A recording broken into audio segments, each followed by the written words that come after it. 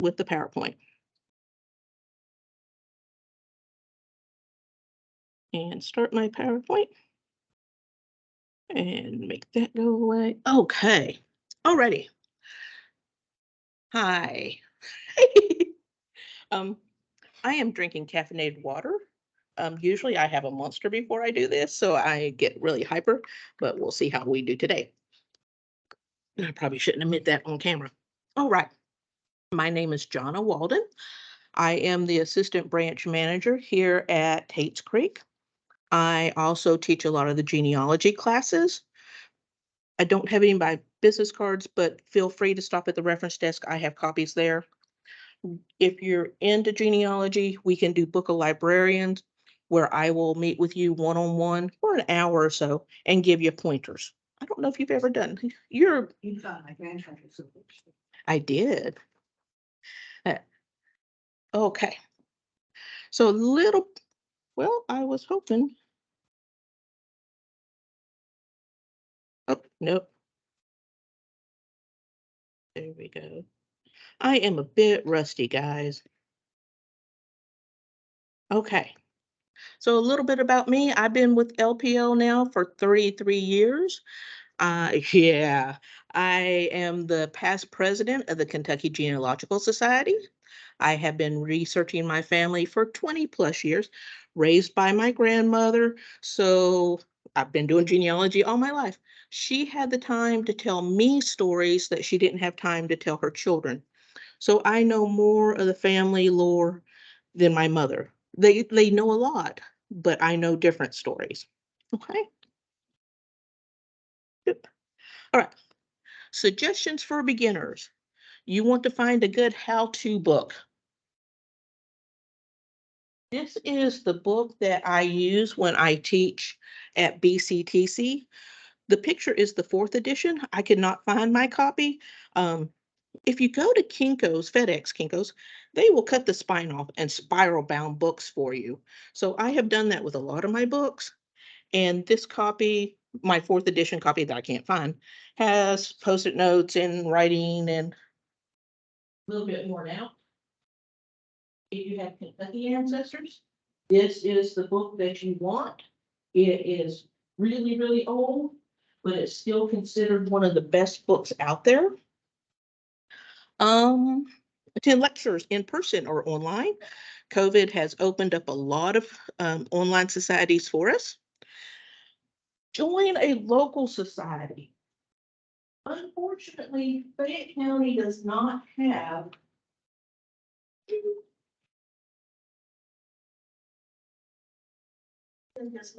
a genealogical society. There was a group of us that tried to start it, and then the COVID happened, and there that went. But Scott County has a really good one. Bourbon has Bourbon has one, and there's the Kentucky Genealogical Society, but they meet all online. Okay. Join the society in the area that you are researching. The Wise County Genealogical Society is very active, and they are at the college up on the hill in Big Stone, Mountain Empire. Tell your family and your family's friends that you're doing research, and you will start to get all the stuff that they have been trying to get rid of for years. I have so much stuff stuck away in closets that I need to sort. And really, truly be prepared for what you're going to find because it's not always good. Okay.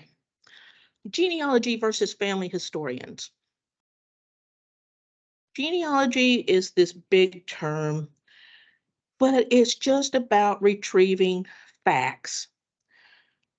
Birth dates, death dates, marriage dates, places. What we really truly want to be are family historians. We want to add that social context. We want to know why our grandfather left the mountains of Virginia and took the family to just outside DC. Why? Why were all my grandparents, grandmother's siblings all up and down that street? All 8 moved to Annandale and all lived right beside each other on the same street. Why? So you want to think about, how did they get from Wise County, Virginia to Lexington? What routes would they have taken? How did your mom get to Montana, or her parents get to Montana? And why did they go to Montana? You want to think about things like that. Okay. There is a board for certification of genealogists, and it's called the GPS. And there are 5 steps to this process. And it's always good for a beginner and for us old people who have been doing research for years to go back and think about this. When I first started, I was just gathering names and dates and places. I was not thinking about, did it make sense? And that's why when you go on Ancestry, there are so many trees that are so wrong and they just don't make sense. Have you looked every place you can think of, and have you gathered as many records to reach a good, sound conclusion? Do you have a birth date on a headstone? Are you going to take that for absolute truth? No. You want to go in, you want to try to find a family Bible, you want to try to find a birth certificate, you want to try to find newspapers. Getting the idea? You want as many documents as you can to prove that fact beyond a reasonable doubt. But that's not always going to happen. So, and then there's the not so fun part of genealogy, making sure that you cite where these sources come from. Because so often people are just putting down facts with no clues whatsoever as to where they came from. So Elizabeth Shown Mills is the grandmother of citations. She'll even admit that she goes overboard with how things are cited according to her. Think title, place, where you found it, and I've got some examples later on in the presentation. Think high school English class, how you were citing your sources then. Test, analyze, correlate. Is it making sense? Is the woman having a child when she's 10? Possible, not likely. Is she having a child when she's 62? Maybe, not likely, but maybe. So, and then you want to go in and resolve those facts. Something was probably transcribed wrong. It may have been that the woman who was attributed to the having a baby at 10 was actually a stepmother. So you want to think about these things. And then the part that I'm really bad about is writing a conclusion. I don't tend to write narratives. Some people enjoy writing the narratives, and there's software that will do it for you. Family tree software will write them for you, but I don't tend to. Okay, so original versus derivative sources. Original, look in your box of important papers. You probably have a copy of your birth certificate. You probably have a copy of your marriage certificate. You may have death certificates in there as well for other folks. Those are original sources. Derivative sources are going to be things like this. This is a transcription. I'm going to get close enough for the camera to pick me up. This is a transcription of a church law. I have asked and asked and asked where the original is, and nobody can tell me. But every once in a while, a new edition of this book will show up with more information. Drives me crazy, but it's there. If you don't people in Scott County, you might want to take a peek at that. And many, many years ago, people spent a lot of time indexing census records. And this is the index to the 1820 census. Nowadays, you can go online at ancestry.com, family search, pop in a name. Hopefully, you will pop up with a record. Not always. Sometimes you're going to have to be a detective and play with name variations, spelling variations. And sometimes you're going to have to go in and search at a census record page by page, trying to find what you're looking for. If you guys have questions, feel free to ask as we go along. We're very informal. And that allows me to have a sip of water. Okay. So, derivative sources and things like Ancestry, which took original documents and index them. On Ancestry and Family Search, there are a lot of records that do not have the actual image with them. You always want to try to look at the original source, the image, and verify that that's what it actually says. I think it was a military record. Somebody had transcribed this person's name as Chantilly something. And when I finally got hold of the original record, it said C, parentheses, no middle initial. And somehow the transcriber had transcribed it as Chantilly. So you always want to try to find the original source if you can. And that may mean paying for it, going to Kentucky Department of Libraries and Archives, Library of Virginia. Sometimes you're going to have to write off and pay for sources, or wait a few years and see if it shows up. Put it on your to-do list next time you have time for a road trip and stop at the county where it's at. I love a good road trip. Yes. If you send a correction to something like Ancestry Yes. or Family Search. Those pop up almost immediately. If you do transcription error, I think is what it's called, and they will fix it. Okay. Heather is new to genealogy. Well, a couple New years. for like a decade. Yeah. Yeah.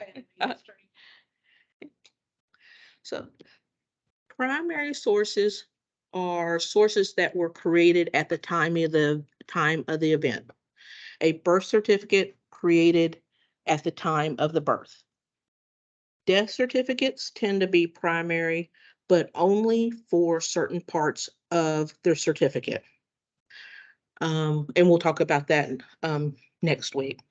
Secondary is information that was created at a later time, usually narratives, people saying they are firsthand accounts, but it was in memoirs written 30 years later. People who are copying over a family Bible, those are considered secondary sources. Okay. I mentioned Elizabeth Shown Mills earlier, and this is her quick lesson number 17. So you have sources and information and evidence. Sources are original, your birth certificate. Derivatives are your indexes, and authored are like your indexes, but more narrative than just listing facts. Johnna was born in Manassas on this date. Okay. Information comes in primary, which is created at the time of the event, secondary later, or we just don't know. Evidence is direct. Birth certificates. Johnna was born in Manassas on this date. Indirect is a census record where it gives you a range of dates. Johnna was born in 1850. And the negative is probably the hardest for anybody to understand. Born were they married? I can't find a marriage certificate anyplace, so maybe not. Okay. Or at least they weren't married in Clintwood, Virginia, where everybody in Eastern Kentucky go to get married. Okay. All right. A little bit more housekeeping here, record keeping. Dates are always written as the day, the month, and then a 4-digit year. Sometimes you can spell the month out, but if you do anything on that bottom line, you are just going to confuse people. So the best practice, and if you're using a genealogy software, it will default to that top line, 5 August 2017. Okay. Okay. Women's last names are always capitalized. Do you capitalize? No. No. And there are people who it's as long as you are consistent, do your thing. But if you have a Williams and a William, I came across a woman whose name was Roberta Roberts the other day, and I'm thinking that was kind of rough on a child. I have several Frank in town. There is a John family in town, so that's why we capitalize. Last names of women, you always want to use their maiden name. There's my name, Johnna Elma, named after the grandparents you're going to hear about in a few minutes. Okay. Nicknames are done in parentheses. Uncle Brownie went to kindergarten and there were 6 other Johns in his kindergarten class. So him and his brother sat down at the kitchen table and made a list of nicknames that were acceptable to a 5-year-old. And they came up with Brownie, and he has been known as Brownie for the past 70 plus years. See, it's stories that like that are going to get lost. Okay. And spelling variations. I have the document where the spelling of the Dingus surname was changed in 1799 and ended up with the US instead of the AS or the ESS that had been used in Pennsylvania. It's when they bought land and the governor misspelled it. Okay, decide how you're going to handle unknown names. In most genealogy softwares, they want 5 underscored lines. Family Tree Maker, that's what they want. A question mark. So these are things that are obvious that you don't know what the woman's or man's, anybody's name is. An underscore or a question. UNK for unknown, or LNU for last name unknown. I have had people who have looked at records in the past and have come to me and said, I've got all these people whose last name is UNK. I don't know where they've come from. And it's like, no. So that's why I like the underscore or the question mark. So it's obvious that you don't know what it is and you won't confuse beginners. Just be consistent on how you handle unknown names. Okay. Building your tree. Does anybody use a software? Family Tree? Yeah, I figured you were doing Family Tree. I use Family Tree. It's being cranky right now. It's a Ukrainian company and they have had issues for about 6 weeks, almost 2 months now. You can still use it, but you can sync it with Ancestry so you can use that as a storage device, but it has not been happy for a while.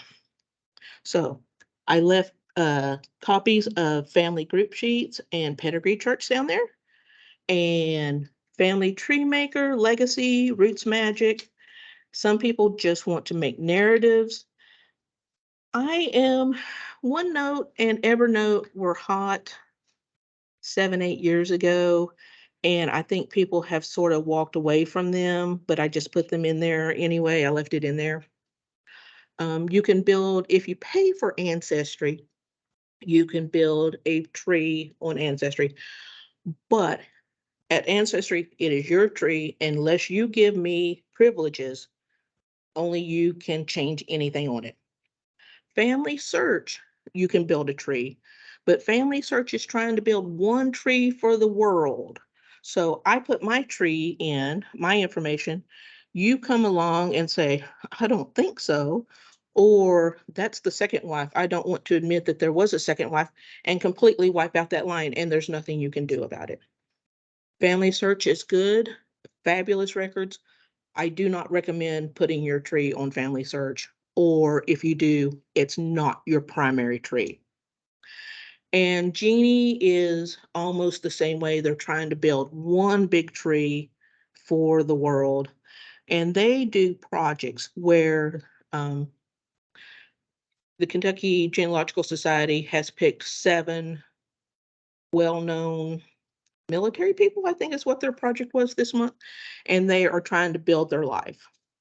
So it's good if you're doing community projects, if you are doing group projects, that's a really good source for that. Okay. So there is a pedigree chart. And with the pedigree chart, you want to start with you. The male line runs across the top and grandmother goes across the bottom. So it would be my grandfather, my grandmother, Papa's daddy and his mom, and then great grandfather, great grandmother, great grandfather, grandmother. Okay. And then if you fill it all the way out, you would put number 1 in that little box that you can just barely see. And then on the next page, this line would be your start person. Okay. All right. Family group sheets. And there are many, many different styles. This one is different from the one that I printed off today. So it's going to list the husband, and it's going to list all of his vital stats: birth, marriage, death, cause of death, mother, father. And then on the back, you're going to flip over for every one of those facts. You are going to number them. And then on the back, you're going to write down where you found that source. So birth date, you would put the birth date on it with a 1 and like a teeny tiny right. Flip it over. 1, birth date found on birth certificate, birth date found on headstone, that type of thing. Um, there on the bottom, you're going to list all the children. Now, if the child has children, then you're going to start a group sheet for that child.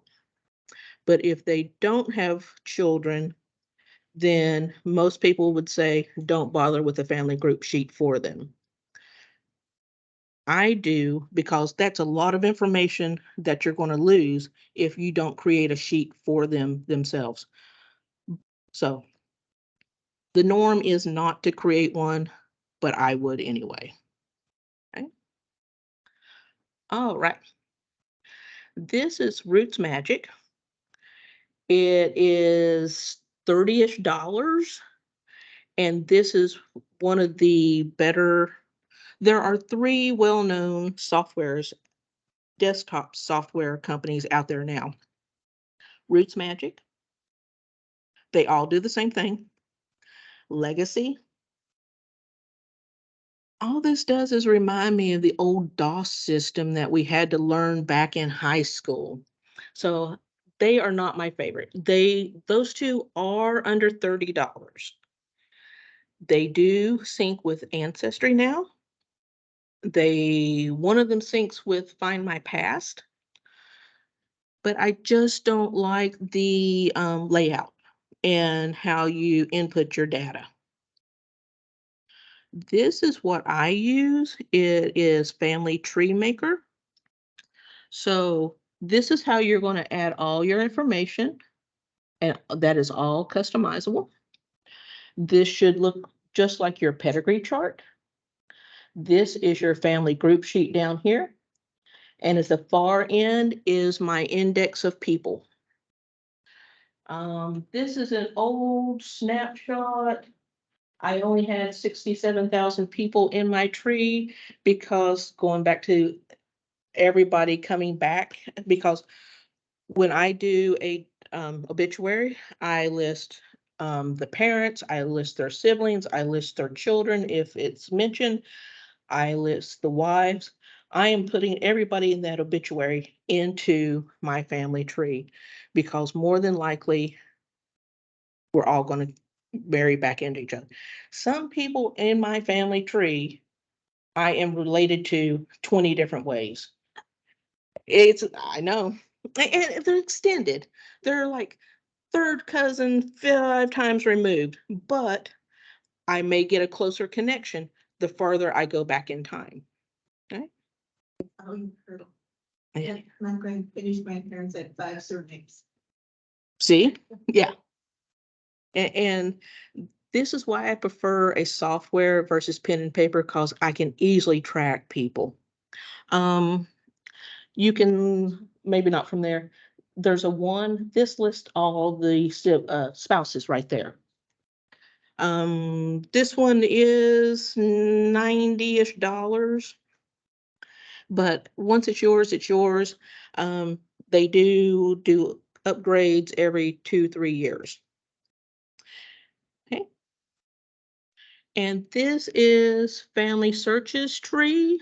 This is the one where they're trying to build one tree for the world. So once you start putting people in, it will ask you, is this person the same as this person? And they will merge those two people together. Okay. All right. And if you have questions about any of the software, come see me and I can bring my laptop in. I have all 3 on my personal laptop so I can demo them to customers before you spend your money on them. And I don't mind sharing. Okay. All right. So you are going to start with what you know. Start with yourself. What do we have at the house that we know about ourselves? We probably have our birth certificate. We probably have a marriage certificate, school records. Think about your home sources. Or start with what you think you know about yourself. I have been helping this gentleman for years, and I sent him home to look at his stuff. I said, actually look at your birth certificate. What does it say? Come to find out, he had been celebrating his birthday like 4 days off because his grandfather's birthday was that day he'd been celebrating. And to make life easier on the family, they just said they had the same birthday. So this man who is well into his 80s has been celebrating his birthday on the wrong day, probably since birth. So read, you would think so, but yeah. So think about what you have and work backwards. Okay. But before you go anywhere, and I do love a good road trip and I am desperate for a road trip, think about what you have at the house.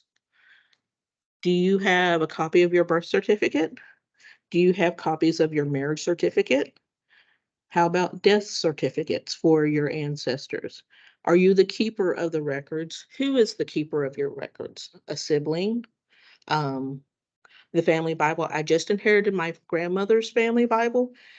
Inherited, that's the wrong word. She has been gone for 30 plus years now, but my mother keeps cleaning out closets and bringing me stuff. So I now have her family Bible. It has my aunt's divorce papers in it. It has a boatload of obituaries in it. Think back to when, what were they called?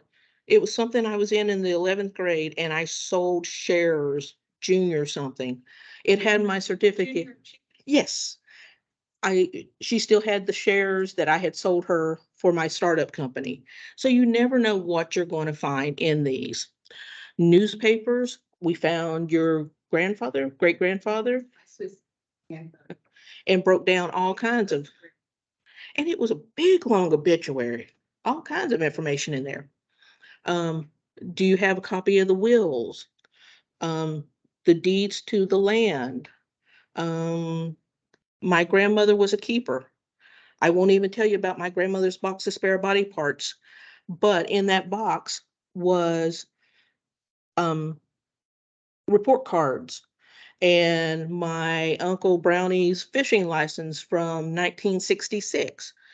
Why would she have kept this? I don't know, but I'm glad she did. You add it as a source and family tree maker. I should, yes, because it puts him in place and time. You learn about those trivial things, like Yes. aunties who got speeding tickets. Yeah. It puts you in place and time. So it adds meat to the bones and gives you more like, why was she speeding? Yeah, just because she had, yeah, why was she caught? So look around, see what you got. Military papers. Men, service personnel, when they came back from Korea from World War II, they were supposed to leave copies of their discharge papers with the county clerk. Some did, some didn't. But then in 1973 in St. Louis, something like 75% of them burned. So you may have the only copy of their discharge papers.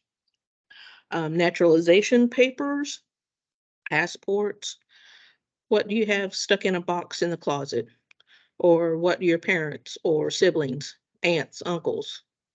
So hopefully they didn't get tossed when somebody passed away and they were cleaning out the house. Okay?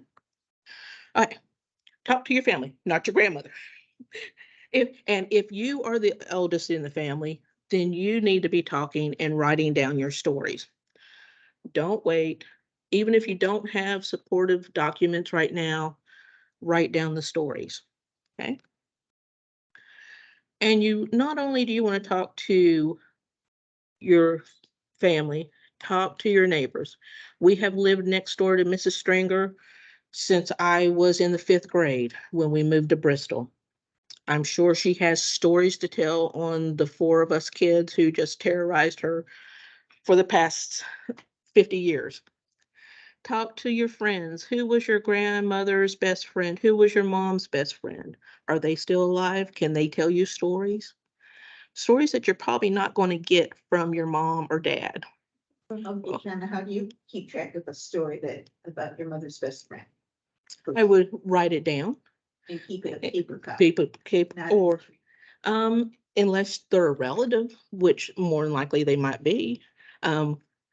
But I would make a folder because they're going to have photos that you might not have copies of in your house. Make a folder that says this came from Aunt Debbie and just make a list of what you've got from her. That's where I fail at keeping track of it. Oh, it's so hard sometimes. And more power to people that could do it before the computer age. I just don't know how they did it. Okay. All right, Johnna story. Okay, here is the certificate of John and Elma Dingus. Commonwealth of Virginia, State Department of Health, Richmond, IDW Hawkins, a minister of Tramwell Baptist Church, certified on the 17th day of February 1939 at Clintwood, yada yada yada. I joined together in the holy state of matrimony, John Dingus, husband, and Elma Dotson, his wife, given under by hand the 17th day of February, D.W. Hawkins. I left some words out, but yeah, you got the gist.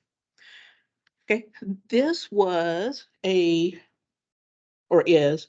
it's about 18 inches by about 20 inches poster.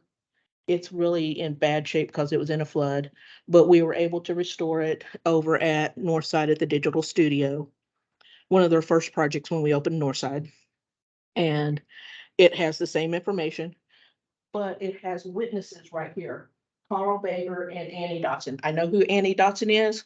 I also know who Carl Baker is, but I would want to know who he was and why he was a witness to my grandparents' marriage. Okay. And here is the official document from the state of Virginia. It lists John Dingus, he's a minor, birthplace in Wise, and it lists his parents, Luther and Florida, and he was living in Burdine.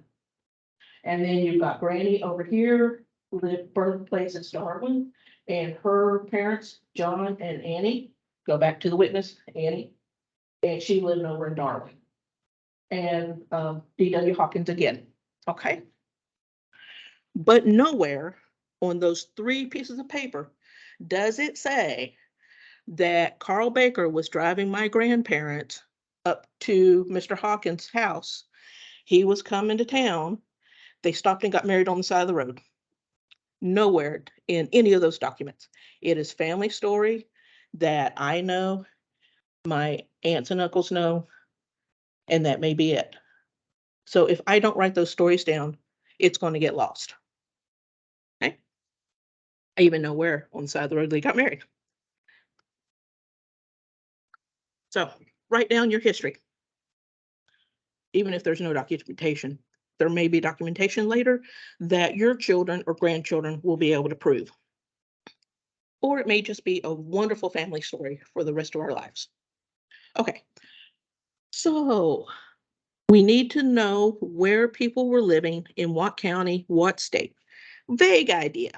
Doesn't have to be hard true until we start looking for records. Okay, remember, boundaries change, state boundaries, county boundaries, the tree burns down, so even your boundaries of your land may be off just a smidgen. Anything in the original 13 colonies, Kentucky, I don't know about Tennessee, we use a land system called meets and bounds. Everybody else was in federal land, public land, and that's where you're going to get the squares. And that's how you're going to find your land. That's a completely different lecture, but I just thought I would throw that out there. We use meets and bounds where you are going to go to the walnut tree and go 50 rods west to the barn, then go 70 paces to the cemetery. And now most of those, well, the barn for sure is gone. The tree probably got struck by lightning. So it's always lovely to read those and try to finagle the land into those spots. Okay. All right. So this is Kentucky. Kentucky originally had 3 counties: Jefferson, Fayette, and Lincoln. I can't tell from my screen here. So this is in 1792 when we start adding more counties. So even 6 years later, we have a whole lot more counties. And then 100 years later, we are at 120 counties. So you want to keep track of where the land sits, and you are going to need to check all those counties where you potentially might have records. So if your ancestors had land here in the early 1790s, so if it's like right here, you are going to need to check in Lincoln. If it is, and then trace the counties as they form, because they're not going to send those records to the new counties. They're going to stay in this old counties. They will just add new records when the county is formed. Okay. All right. Where to find records. And this is all housekeeping stuff. Next week, we're going to talk about where to find the records. And if you can't make next week, come back and we can go over it individually. Okay. Family search. Family search is a free access to a big chunk of their records. They have 3 levels of access. They have open access that you can get to any place. They have an affiliate library where you can go down to the corner of Alumni and Tates Creek or downtown to Central to the Kentucky Room and have more access. And then if you're a church member, then you have pretty much access to everything. The church down on the corner of Alumni and Tates Creek, they are open on Thursdays from 10 to 2, but it's always good to call and check and make sure that they are there, because it's one person running the library these days. Church of Latter-day Saints. Yes. And to get into the library, you're going to park on the back. You're going to park over here on the left-hand side and go down the sidewalk beside the building. Okay. There's the big box stores. You've got Ancestry. There is Find My Past and My Heritage. Here at the library, you can access ancestry.com. It is the library edition. It's a world edition. This is where you want to start shopping for library cards. With your Lexington Public Library card, you can go to the 17 surrounding counties and get library cards, or you can go up to Kenton County and get a library card with them. Because we all have different databases, and not only genealogy, but other things. So make sure that you're looking at Woodford County, Frankfort, Jessamine County to see what databases they might have for you to access. Okay, Ever have a shared catalog? no share catalog. Never. Well, there's WorldCat, which is quasi, but that's only materials. It's not databases. Okay. Keep a list of burned counties. Unfortunately, courthouses tend to burn. This is the old courthouse down on Main Street. It was our 4th courthouse. The first one burned in 1803, and then they rebuilt it, and it burned again in 1806. And then in 1897, it burned, and this one was started in 1898. So need to know what records still exist. That's why that green book comes in so handy. Okay. Libraries, the Kentucky Room downtown, county histories, genealogical societies might have records, and US GenWeb is a really good source where you and I are crowdsourcing and putting records online. Okay. Where to find records in Kentucky. Kentucky Department for Libraries and Archives. They're in Frankfort on Coffee Tree Road. Free access. Double check their hours because their hours are just now becoming full hours, I think. They're not closed for lunch anymore. Be careful of the deer. There's a herd of deer that live in the front yard that are super friendly. The History Center down in Frankfort on the railroad tracks. It's $8 a day to research there. KDLA is going to be how your ancestors interacted with the government.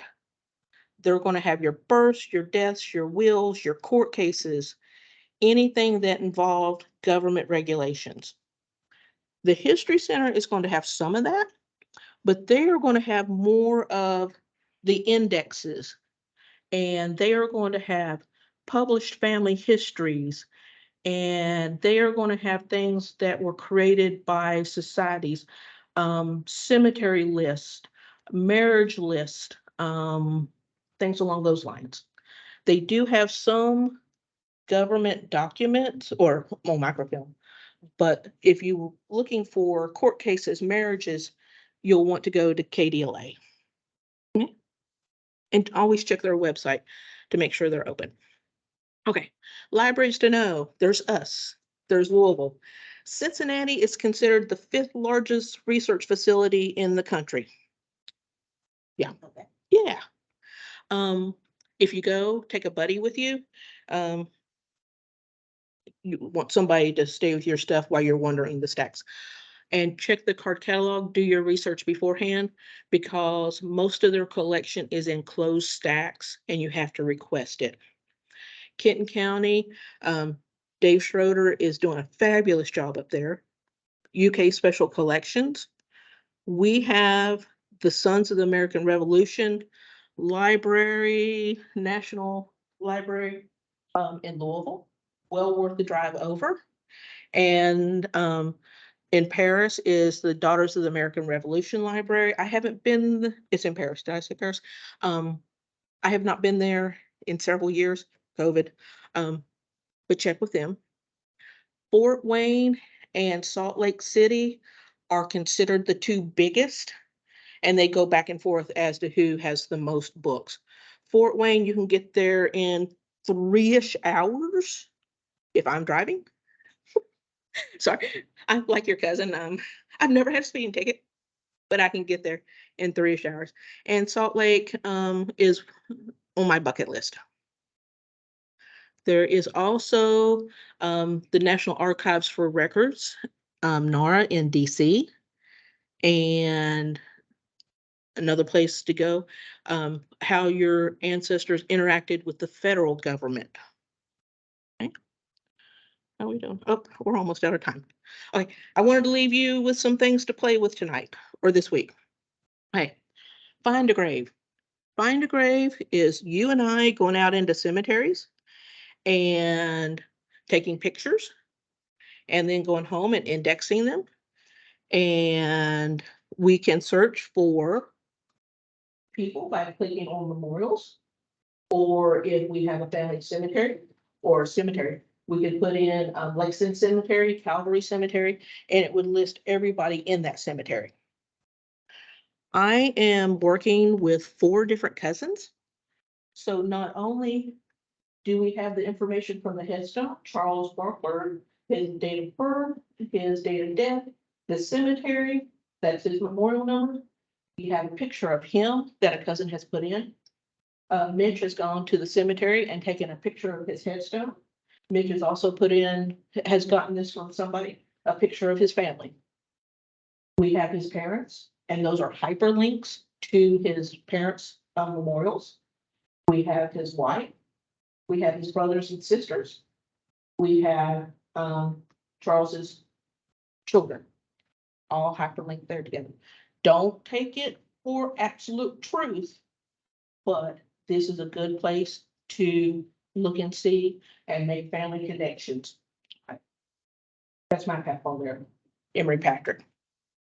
He supposedly had 3 wives, all married when he was 16, when they were 16, and had 21 children. And I have not been able to find, I found the 3 wives, but one of them only had 2. I have not found nearly 21 children.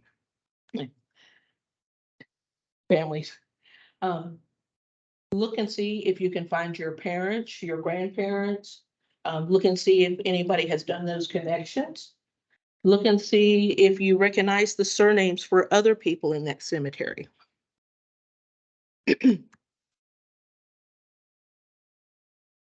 Sorry, I broke this down into 2 lectures because I used to try to do this in one and it was just too much to do. So that I threw that in there just so you'd have something to play with this week. Okay. So Ancestry is free at the library. I just renewed my subscription. I've got a cost breakdown later on. I think I paid almost $400 a few weeks ago, but I have everything that they offer because of, well, I was doing genealogy 12 hours a day. Family search is free. You do need to make an account. Don't worry, nobody is going to come and talk to you about religion. My Heritage is another one that is a cost. Find My Past is another one with cost. Those are both growing. They have more and more records every day. Fold 3 is part of Ancestry, and that would be an extra cost to your account. That is military documents. You can access Fold 3 at the History Center in Frankfurt or down at the Church for Latter-day Saints down on the corner. Newspapers is also part of Ancestry, and there is a basic that's included with your Ancestry account. Check and see what research area you're doing. I pay for the plus because they cover Kingsport from 1917 to 1992. So I pay for the plus because anybody in that tip of Virginia is going to be putting obituaries or news documents in the Kingsport paper because it was the biggest paper in the area. Okay. Choice. That is mine of choice. But yeah, look and see what coverage and if it's going to do you any good. Okay. Family Search Wiki. This is a good place to start. This is part of the Family Search umbrella. It's going to give you a little bit of information about how it was formed And then over here on the side, it's going to give you hyperlinks to tell you if those records exist and where to find them. Okay. So if you're looking for birth records, it would tell you that they don't, well, they exist some for pre-1911. Okay. Ancestry has 125 databases of Kentucky records. And these, oh, it came out much better than I thought it did. So they've got US World War II draft registrations. So that's a good place because not only do they give you a name, they give you an address of where they were living. They give you a signature of the service personnel, but they give you height and eye color and any tattoos or visible markings. US death certificates up to 1965. It says 1852, but it's really more like 1911 to 1965 are going to be there. And there's a whole bunch of stuff there for you to play with at Ancestry. Okay, more just different databases that Ancestry has. Cindy's List. Cindy's List overwhelms me. There is just so much stuff. It's a website of websites, and it's like a library. She has them divided up into subcategories, but it just is so much thrown at you at one time that I just Google what I need. People who use it love it. Find a Grave, we've talked about. Billion Graves, you actually have to have a headstone to be listed on Billion Graves. Check both. Family Search Wiki, we've talked about. Chronicling America is newspapers pre-1924. What's public domain now? 24, 25. US maps and the Newberry maps are ones that we talked about just a minute ago. And US GenWeb is another crowdsourcing where we have added, you and I have added things. Mug books. These are called mug books. And the families have paid for stories to be included in them. And usually they're going to be a little county history, but then they're going to have a little family history in there as well. And remember, in the South, we don't talk bad about the dead, so take it with a huge grain of salt. Okay. Mug books, county histories, also called county histories, published family history books, indexes, and transcribed works are all things that you might want to look at. All right, I think that's where I had planned on stopping. So we'll talk about birth certificates and death certificates and stuff like that next week. It's a lot of stuff. That is a lot of stuff. And about now, my voice is running out. Outstanding. Yes, Yeah. outstanding. And I know it's not exactly the research, but these are basic things that I wish I had known when I started. Do you guys have any questions, or is there anything I can pull up to demo or anything? Or you? I do have one question. You said that the